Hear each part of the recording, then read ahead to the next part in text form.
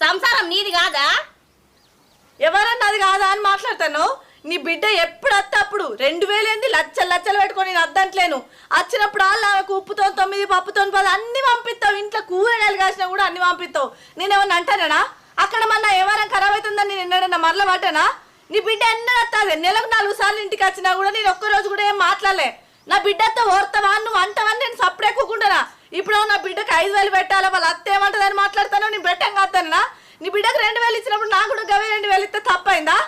ఇప్పుడేమో గిట్లా పెడితేనో నీకు ఎవరం అంతా లాస్ కాదు. నేను అడిగితేనే 1000 రూపాయలు చీర పెట్టుకొని ఇవ్వంటేనే ఎవరం అంతా లాస్ అయింది కదా.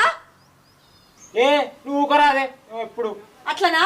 ఇప్పుడు నేనేనా లొల్లి పెట్టింది? సంవత్సరం నాదే, నేను కాదంటలేను. ఎవరం నాదే. అదే మరి ఆమెకు 2000 ఇచ్చినావు, నాకు కూడా ఇంకో 2000 ఇస్తే తప్పైందా?